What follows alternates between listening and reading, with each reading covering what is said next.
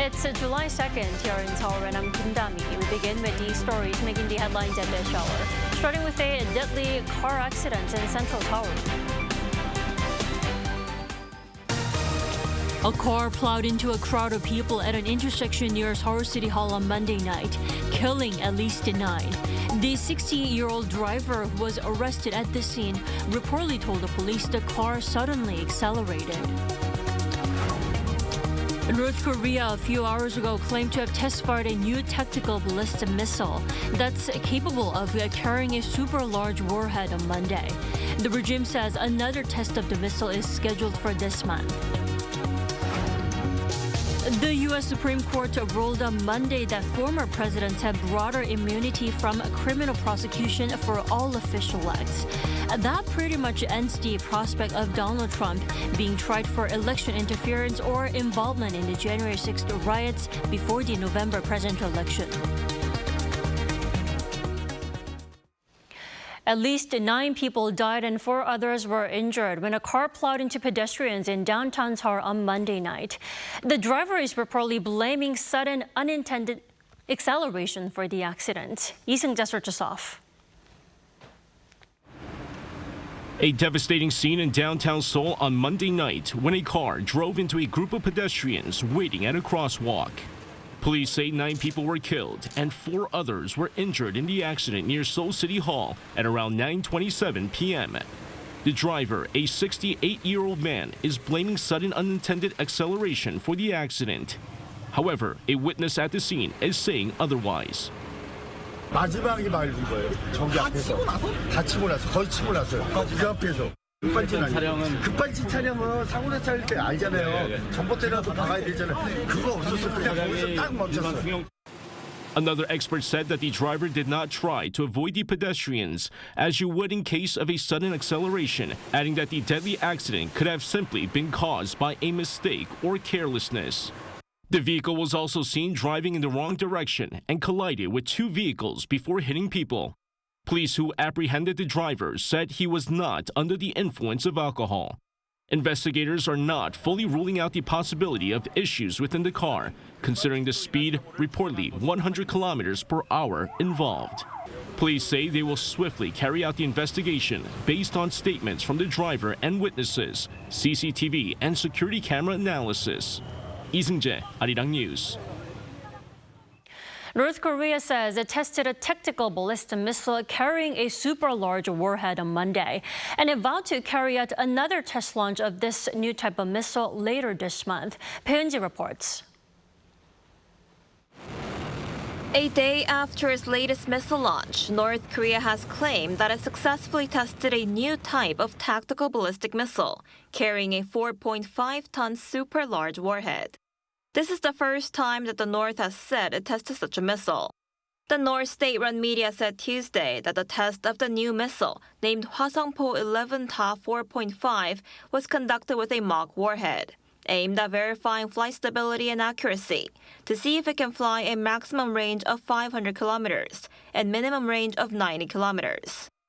It added that the regime will carry out another test launch of the same type of missile this month to test the accuracy and the explosion power of the super-large warhead.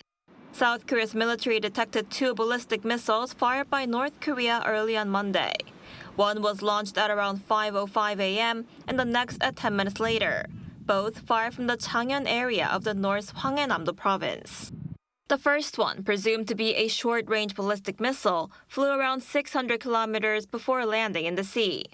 This was followed by a second missile that only traveled around 120 kilometers. The military said the second launch appears to have been unsuccessful and said the debris could have landed near the North's capital area.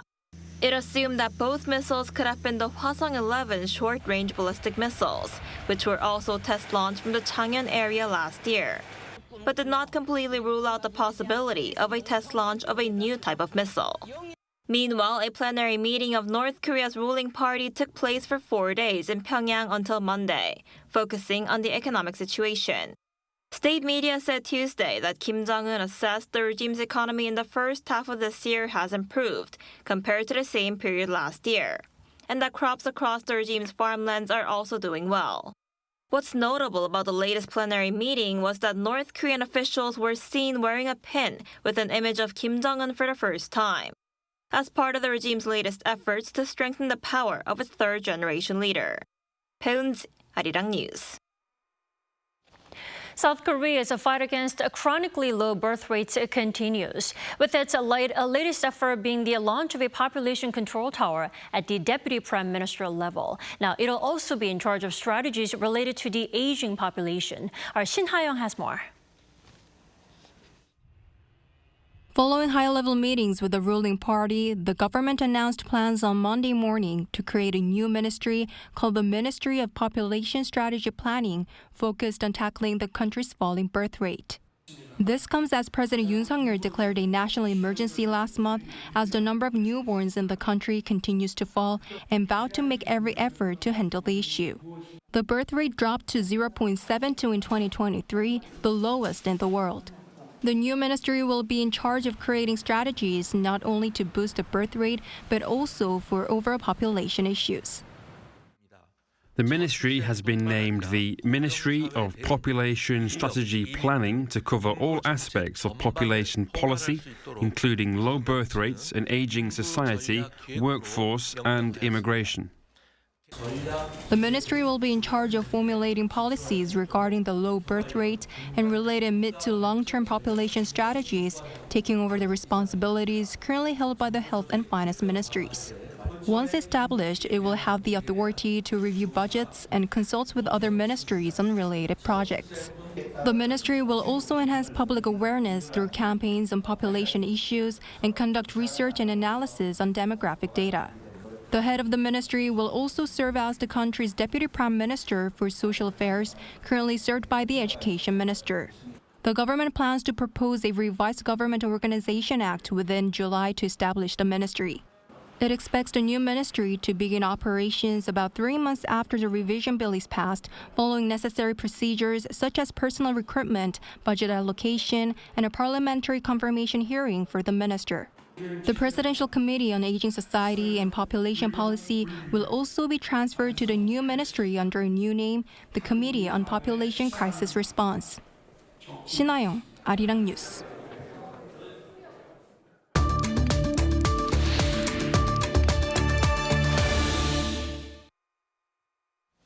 France's far-right national rally enjoyed some remarkable gains in the first round of the country's snap parliamentary elections.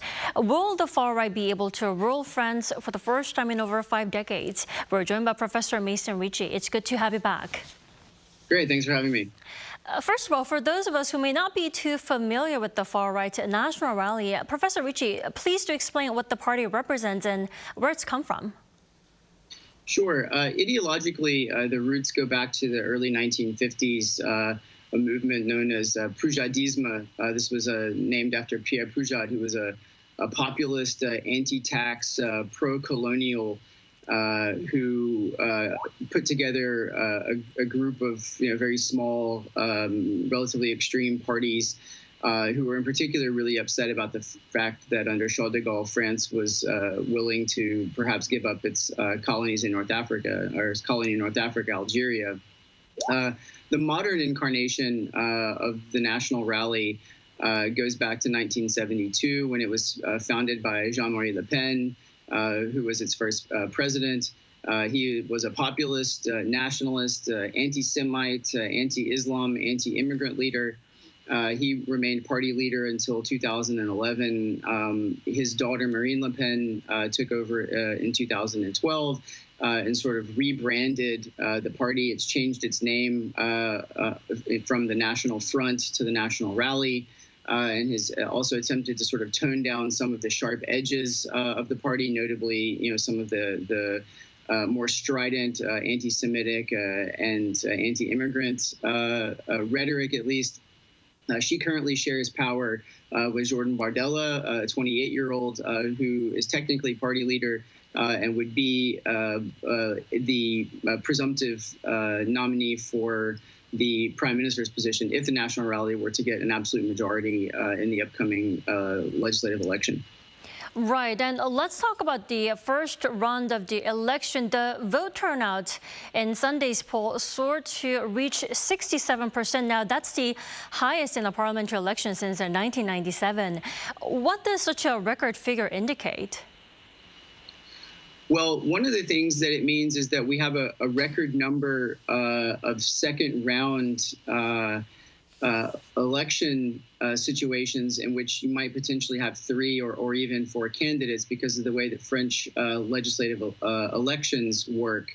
We don't have time to go into it in detail, but the short version of the story is unless you win an absolute majority, the first and second place candidates move into the second round, and any candidate who gets 12.5% or more of the vote of the total number of registered voters in a district move into the second round. And so one of the big things, therefore, that comes out of this is that we have a lot of these possibilities simply because the mass of voters is higher. This means that we're going to have a lot of attention paid today when the final decision is made about which candidates are going to move into the second round. As to whether or not some of these candidates on the center right and the center left will drop out, so that the 3- and 4-way races will be reduced to 2-way races, because these 3- and 4-way races, they tend to split the vote and will allow the National Rally to have more candidates who win in the second round. So we don't know exactly how this is going to shake out. This is what's going on today in France, and this means that the outcome is less knowable. I think a second issue is that the record turnout means that whatever the outcome is, the French National Assembly will have more political legitimacy than ever before. And thirdly, I would argue that this simply shows us that the National Rally has picked up more supporters compared into previous elections. Even though their percentage numbers aren't that much higher than 2017, the total number of voters is higher. And so in that regard, we see that the National Rally has been picking up support within France. Definitely enjoying the upper hand for now. Professor Ricci, let's say the far-right National Rally ends up ruling France. How big of a change will that be for France? I mean, what noticeable changes should we expect to come out right away? Sure. Currently, this is not the most likely outcome. The most likely outcome is that we're going to end up with some type of hung parliament or some type of minority technocratic government. But if the National Rally were to present the prime minister and take over that office, among other things, it would mean a very significant testing of French political traditions. The tradition under these situations where the president is of a different party from the prime minister is known as cohabitation, and that has been ruled by tradition, where essentially the president retains control over foreign security and defense matters, and domestic politics are left largely to the parliament and to the prime minister and the government of ministers surrounding the prime minister. I think we're going to see a real test as to whether or not that can work, because that's not statutory. That's not contained in statute. That's just French political tradition. Domestically, you would have a lot less power from Macron. And one of the things that would mean is that the Europe policy of France would shift dramatically, because that's considered to be domestic politics. And so although Macron would continue to represent France at EU Council, so head of state meetings, it's the ministers who go to the various European Council of Ministers meetings, and so the Parliament and the ministers would have a lot more authority over Europe than previously. Secondly, internationally, we would see probably less cooperation with allies. We would see potentially France moving to exit NATO's integrated military command. And we would see a lot more Russia-friendly behavior, quite likely, from France, including, therefore, also less support for Ukraine. Professor Ricci, you mentioned this figure, the face of National Rally, Jordan Bardella, earlier. He did play a huge role in the victory this time, didn't he? I mean, he is on his way to become the youngest prime minister of France. Yeah, so he has a sort of star quality in a way. He's a good-looking guy. He's young. And as I said, the National Rally, especially under Marine Le Pen, has been trying to polish their image, take away some of the sharp edges, hide some of the party's anti-Semitic, Nazi-friendly origins. And he has a backstory which is sort of compelling. He comes out of a banlieue, a suburb outside of Paris called Drancy, in one of the poorer areas or in and around Paris. He does himself have some immigrant background, and so he's able to sort of use this as a part of his narrative, about how it's possible for the little guy to climb the ladder and become powerful and successful in France. I'll also note that there's some charges of nepotism, insofar as Marine Le Pen's older sister is also his stepmother. So within the national rally, there's also been some charges of nepotism that have been helping his rise to power. Definitely quite a character. All right, Professor Ricci, thank you so much for your time this morning. We appreciate it. Great. Thanks for having me.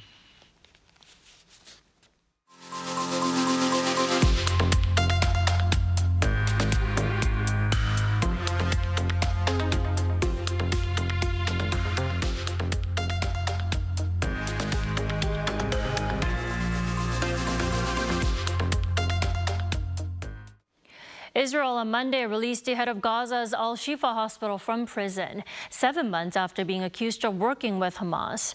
Mohammed Abu Salmiya, who was arrested in November, was one of the more than 50 Palestinians released from prison, leading to intense backlash from Israel's cabinet against intelligence officials and Prime Minister Benjamin Netanyahu. Israel's prison service denied earlier reports that the hospital chief was released due to prison cell shortage. Meanwhile, Netanyahu said Monday that his military is nearing the end of the stage of eliminating Hamas in Gaza. He also vowed the return of Israeli hostages and the elimination of Hamas's military and governing capabilities in the region. Summer vacation season will soon be upon us. To welcome tourists from both at home and abroad, more countries in the Asia-Pacific region are promoting sustainable tourism in the form of eco-friendly villages. Our Lee Soo-jin has more. It's that time of the year when the urge to travel goes up with the temperature. But now more travelers are looking for ways to help the planet when they go on vacation. And that's why leaders in the political world and tourism sector met in Cebu on Friday to discuss how to meet the demand for sustainable tourism at the 36th joint meeting of the UN Tourism Commission for East Asia and the Pacific. We must go green in the transformation of our tourism products. I am of the belief that the greener you are, the better the tourism experience will be. And one way countries in the Asia-Pacific region offer sustainable tourism is through eco-friendly villages. One such eco-friendly village here in the Philippines is Bohol, which is named one of UN Tourism's best tourism villages in 2021 for its commitment to sustainability and promoting local communities. Tourists can travel down the Bohol River, which spans 1.4 kilometers, in eco-friendly wooden boats where they're surrounded by mangrove trees and sounds of more than 60 bird species. And these sustainable practices have also reached the local population, as the traditional dance performances for those who visit Bohol have created jobs. At another eco-friendly village where the Bohol River enters the ocean, locals weave fiber ropes from the husks of coconuts to create biodegradable tents. There are also cooking demonstrations, keeping the village's traditions alive through food. Tours of eco-friendly villages are also available at 2 villages on South Korea's Jeju Island that were recognized as best tourism villages last year. Seoul Village keeps its local traditions alive by allowing tourists to experience the Haenyeo culture. And this also provides a chance for the female divers to make extra income. Dongbek Village promotes local products made with camellias, from which the village got its name, to produce oil that is used to create various local dishes. And these tour options have wide-reaching positive effects. It is a huge contributor to the balance of payments, to income, and we see that through many programs that we have ourselves, like Tourism for Rural Development, where we have a lot of villages in Korea as well. She added that to keep the momentum of eco-friendly bilateral tourism going, countries will need to work together to ease visa regulations and increase air capacity. Lee Soo-jin, Arirang News, Cebu.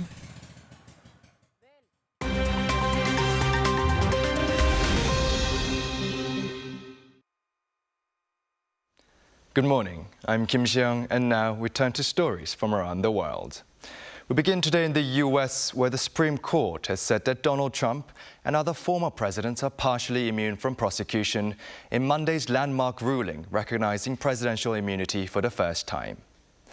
The U.S. Supreme Court justices ruled 6-3 on Monday, saying that former President Donald Trump cannot be prosecuted for any official acts that were within his constitutional rights as the incumbent president.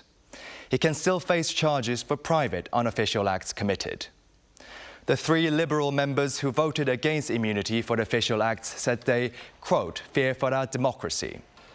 Justice Sonia Sotomayor added a warning that the president is now a king above the law. The ruling will have a huge impact on the federal criminal case against Trump on charges attempting to overturn the 2020 election. Airplane manufacturer Boeing is set to face criminal charges over fraud related to 2 fatal crashes of its 737 MAX jets. The U.S. Justice Department will criminally charge Boeing and offer the plane maker a plea deal that includes a financial penalty of some $500 million and independent audits for safety and compliance practices under 3 years of probation. Last month, U.S. prosecutors suggested for the Department of Justice to bring criminal charges against Boeing for violating a 2021 settlement covering 2 crashes in 2018 and 2019 that killed 346 people. Both crashes were reportedly linked to faulty flight control systems, and part of the 2021 deal involved creating a compliance system related to these safety aspects. However, in May, the Justice Department found that Boeing failed to do so, stating a breach of the deal. Boeing will reportedly have until the end of the week to plead guilty or face a trial. A fearsome Category 4 storm hit islands in the Caribbean on Monday, bringing catastrophic winds, life-threatening storm surges and intense rainfall.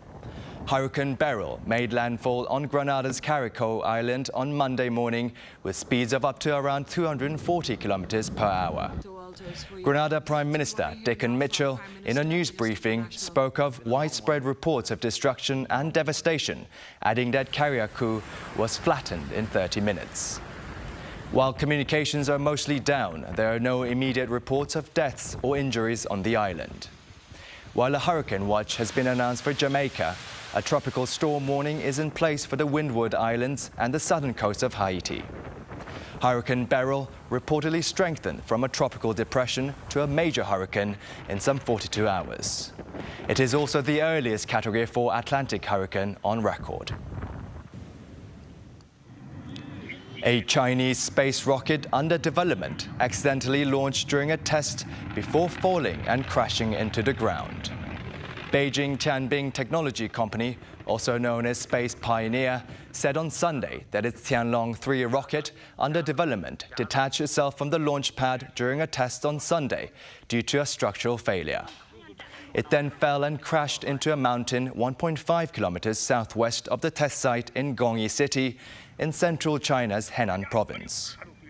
No casualties were reported. Footage shows the rocket slowly launch before it appears to lose power, crashing down to the ground and exploding. The Tianlong-3 has been developed with the intention of being a reusable rocket.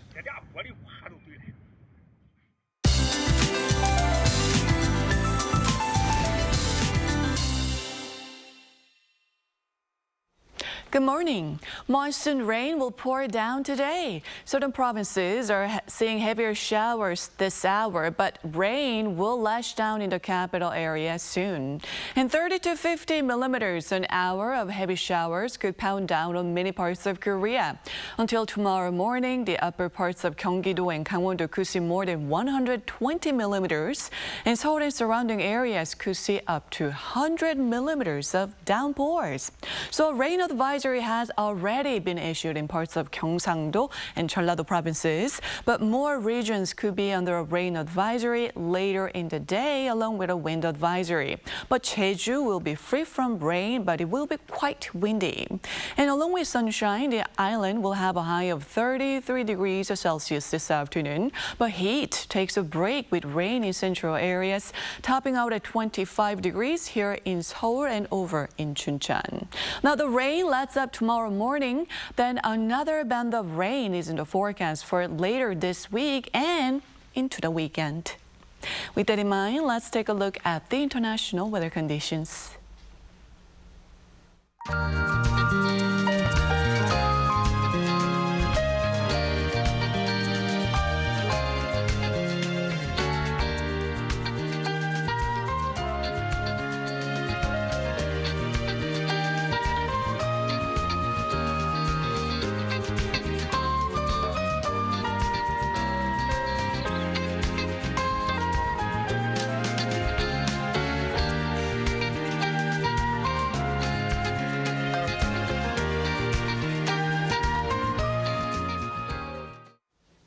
We thank you for watching New Day at Arirang. We will be back tomorrow at the same time, 9 a.m. Korea time.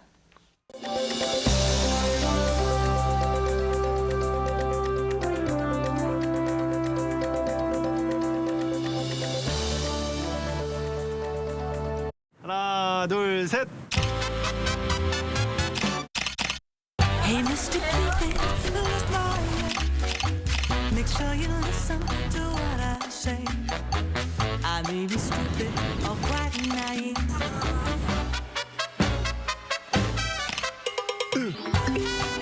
끝없이 쏟아지는 포토스팟.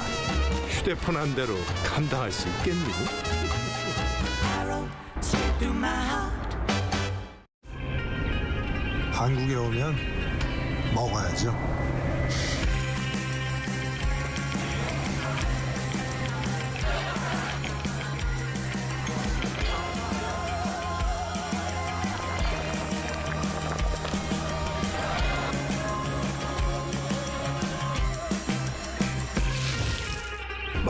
먹어도 끝이 없는 나라. 감당할 수 있겠니?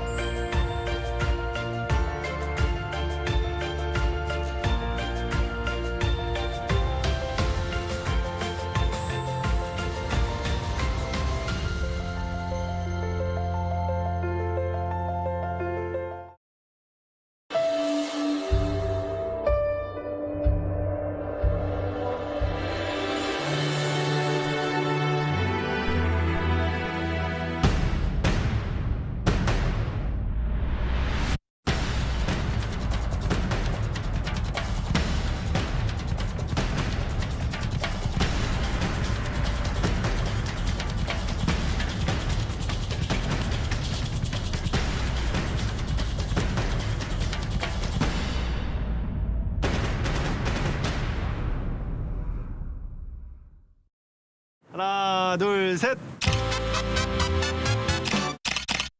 Hey, Mr. Cupid, look my way. Make sure you listen to what I say. I may be stupid or quite naive.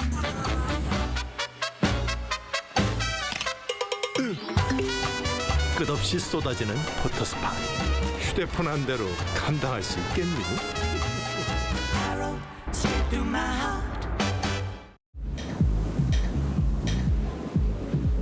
웰컴.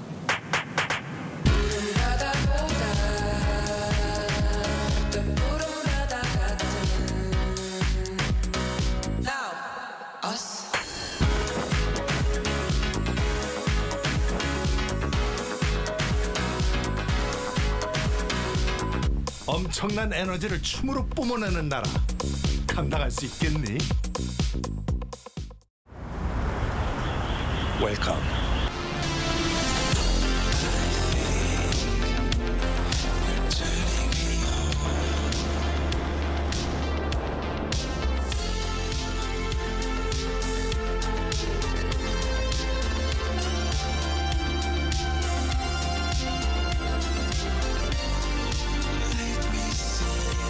(24시간) 불이 꺼지지 않는 나라. 감당할 수 있겠니?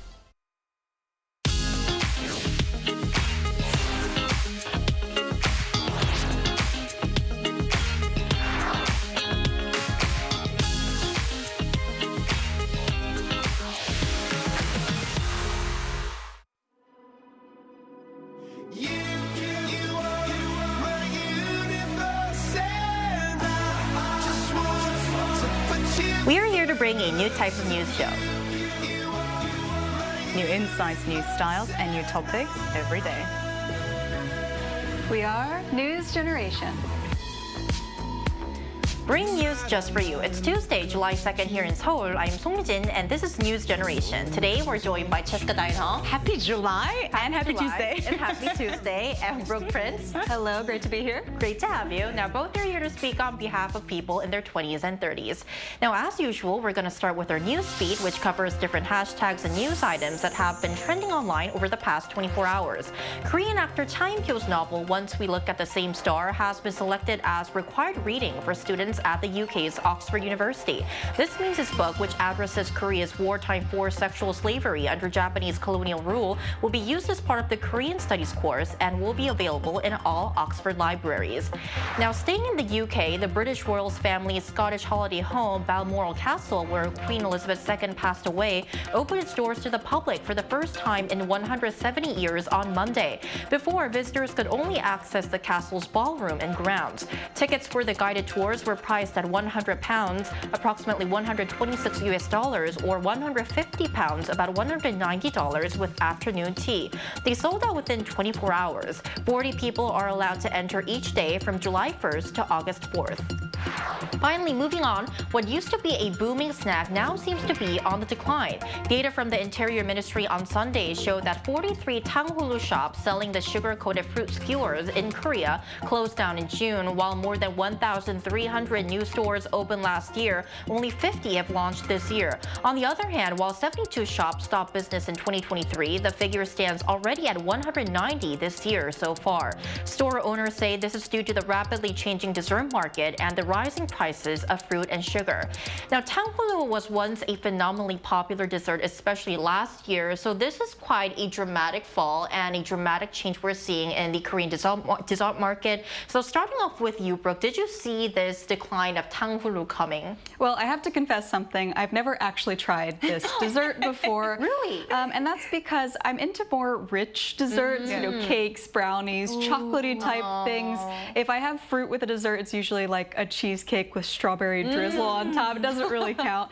But I have to say, I'm surprised that these are kind of declining in popularity because I think Koreans really love fruit, and even the traditional desserts like bingsu, I've seen a lot of fresh fruit be added to that. So I thought that this craze would continue. I see them everywhere because I think that fruit is very popular here. It's also, like you said, getting much more expensive, so that does explain it. But it is sad to see this snack kind of going out of style and businesses not doing so well.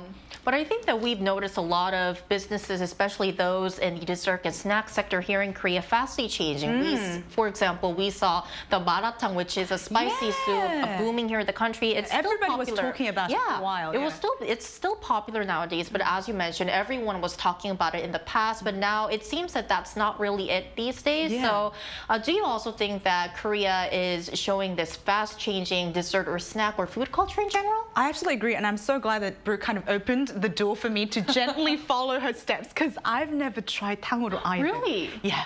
But That's interesting. My reasoning is slightly different from hers, although I am a dessert person, very much.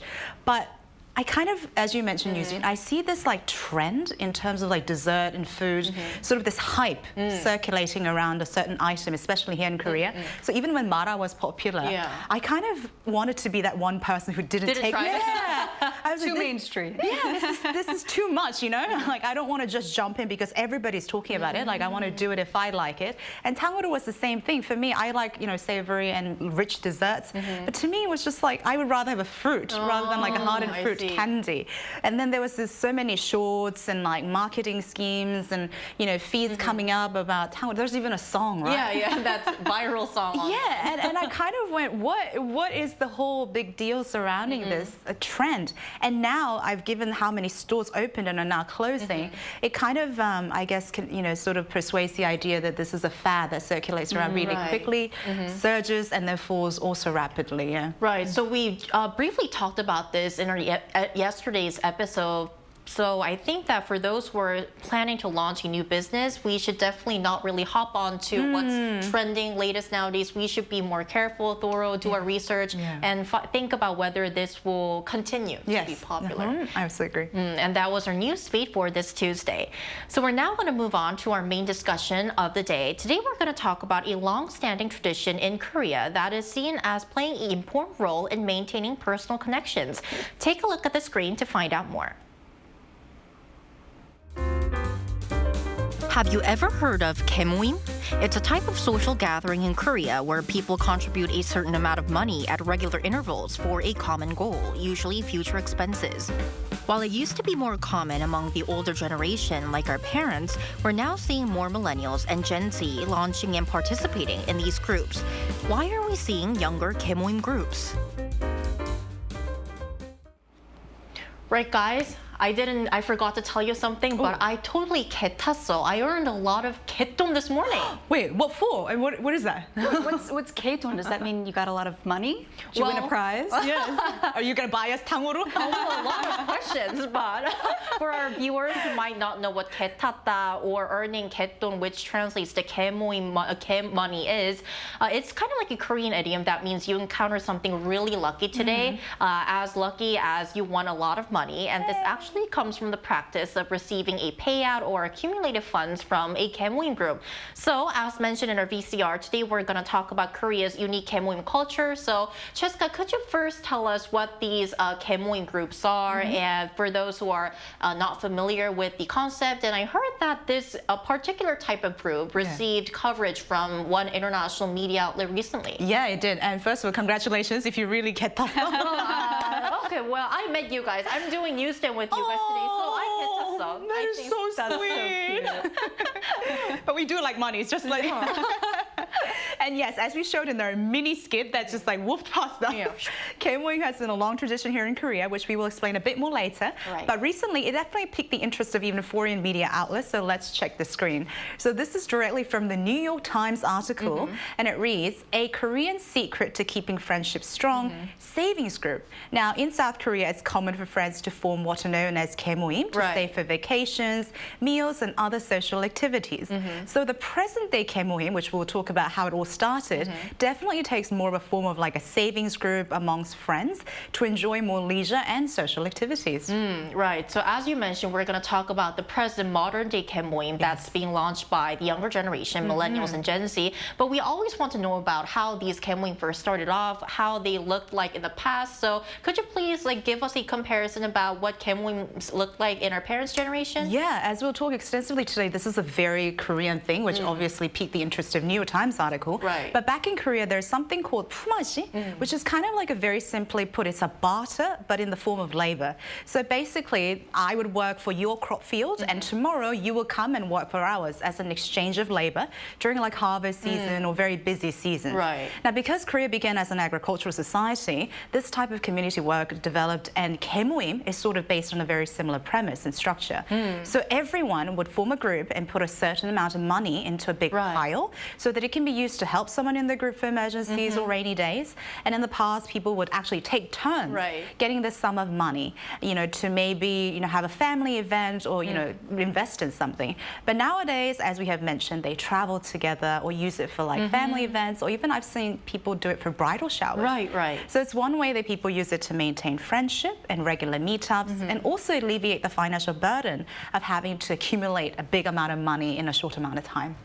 Right. So these kemoim groups, they've been here around the country for historically, for a quite long amount of time. But Brooke, I want to ask you, the article that Cheska mentioned, it talked about how the reason why these kemoims are continuing here in the country is because of Korea's unique, strong culture of trust. So I want to ask you, do you agree? And my other question is, are there any other financial saving groups similar to kemoims in other parts of the world, for example, in America? Yes, well, in doing some research for this show, I found out that they do have similar groups around the world. For example, in West Africa, they have groups called susus, and it's basically a very similar concept. You have a trusted group of individuals that you're saving money with. But to my knowledge, we do not have this in the U.S., and I think that all comes down to cultural differences, like you mentioned. In America, when we go to a restaurant with our friends, we typically ask for separate checks. Whereas here in Korea, one person will pay for everything typically. And then you'll send the equal amount. Exactly. Everyone will send it back. It's very smooth and fast. And I think that really speaks to Korea's collectivist culture. It requires a lot of trust to do that. Korea is a place where you can put your bag down, leave for a few hours, come back, and your bag will still have everything in it. America's a little bit different. It's a little bit more of a dog-eat-dog, individualist type of society, and we are a lot more careful with our money. We have a saying, never do business with your friends or even with family members, because money can actually be really damaging to that relationship. In America, we don't even really like to talk about money that openly. In Korea, for example, I've had people ask me straight up, you know, what is your salary, or what do you pay for rent? It's a very normal topic of conversation. But in America, that would be seen as a little bit inappropriate to talk about. It's more of a sensitive topic for us. So I think given all of those reasons, I can't see kemoim taking off in America. I think we're a little bit too cynical about people, but I really love the concept, and I think now that I've been living in Korea for almost 10 years, maybe it's time for me to give it a try. Yeah, maybe you should give it a shot. Right, so we talked about how the kemoim groups here in Korea and what's it like in America. Now, to expand our discussion, we also asked our viewers if they have financial planning or saving groups similar to kemoim in their countries, and here's what 3 of them had to say. So if we look at the comments, Leon says there isn't a direct equivalent to the South Korean kemoim system in Singapore, but friends or colleagues might simply agree to save a specific amount each month and hold each other accountable and use the money for an overseas trip or group event in the future. Brodo says in India, similar to kemoim, there are informal saving groups known as committees or chit funds. Members contribute regularly and each take turns receiving the pooled amount, fostering both the savings and community bonds. Babar says in Ethiopia, we have ekub, which works where a group of people come together and decide to contribute an equal amount of money every month. The first round of the savings is given to the first person, and it goes round to the last person. After that, these people decide whether to continue their contribution or not. So by looking at the comments from our viewers, we can see that there are similar financial saving groups in other parts of the world. That's really interesting. But I think that there is a specific reason why Korean kemoim groups receive the attention from international media. So let's find more about Korean kemoim groups and why more people from our generation are joining them. And for that, we're going to invite a Gen Zer who is part of one of these groups to our discussion. We'll be right back after the break.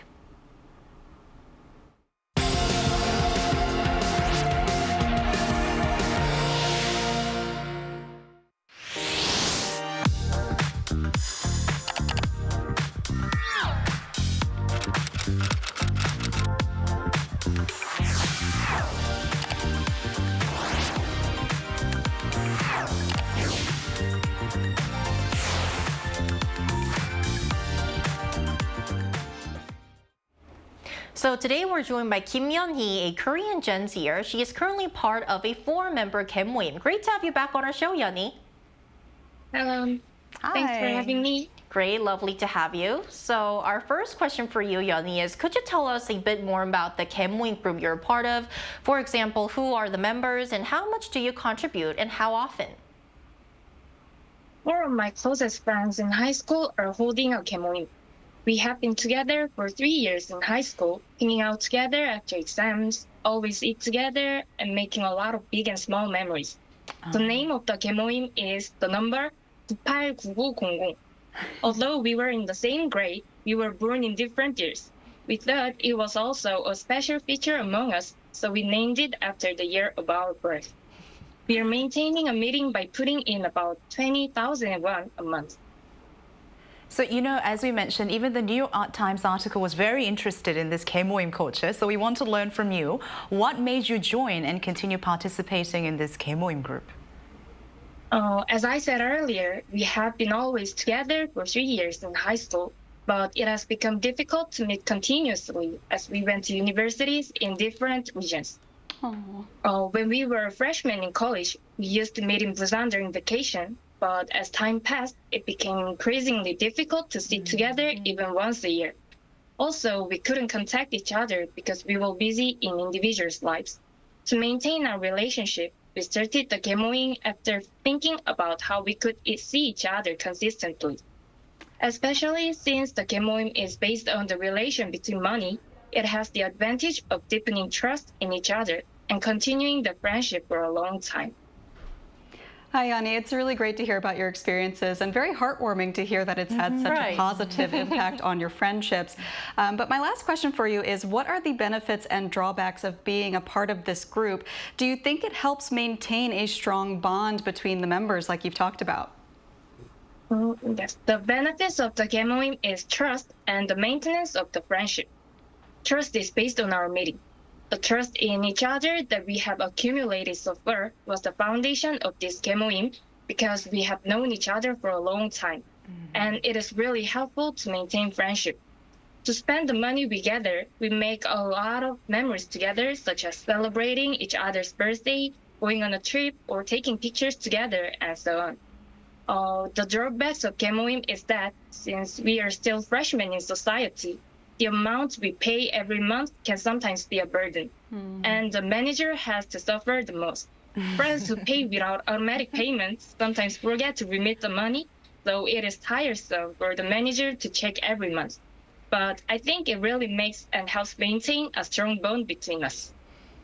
I definitely can feel and see that based on the adorable, lovely Kemoim that you introduced us. So Yeon-hee, I hope all the best for your Kemoim with your high school friends. Thank you so much for your time today.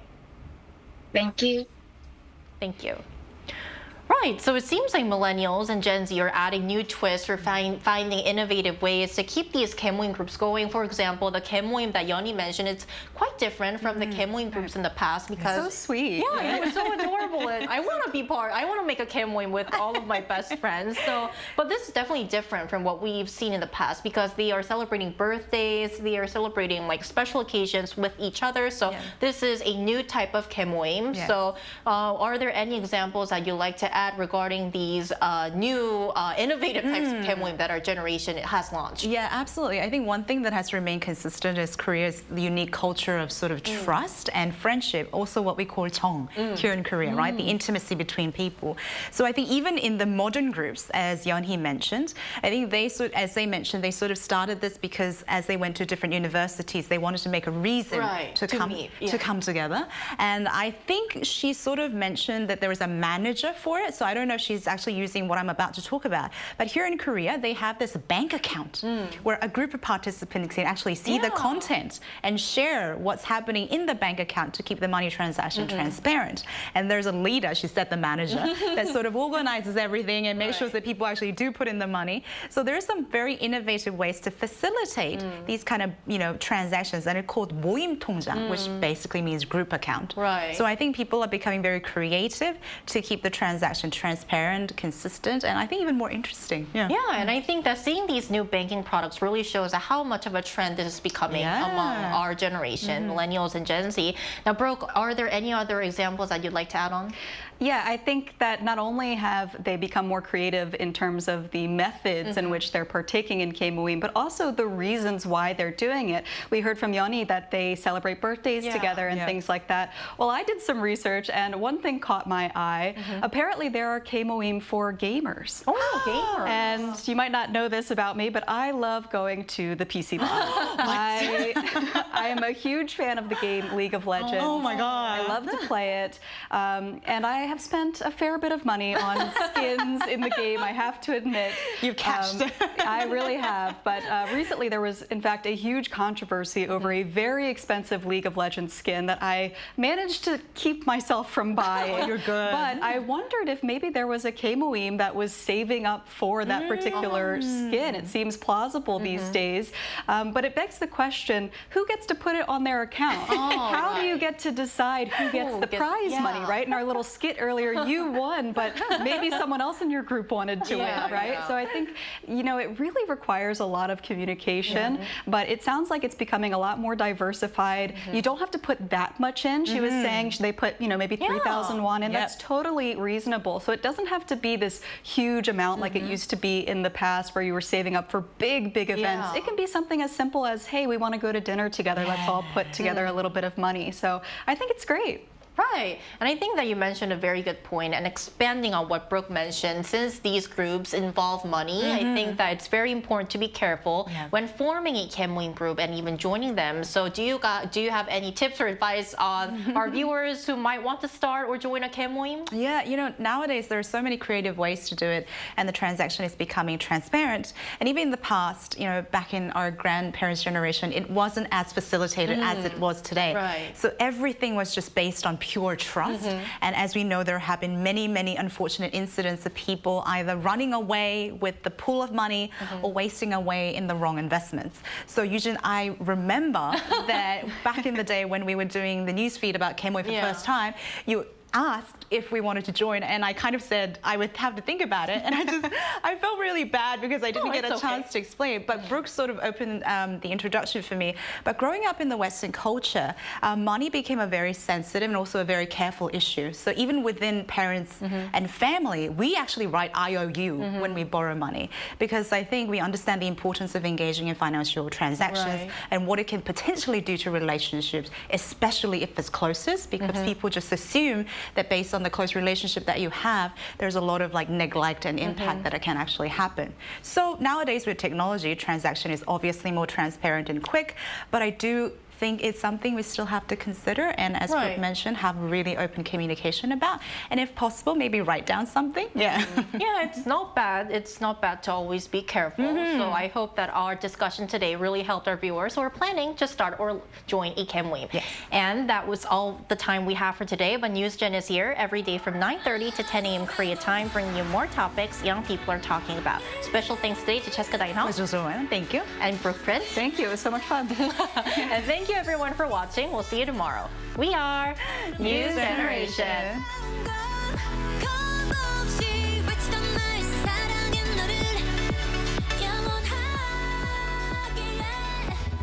하나, 둘, 셋.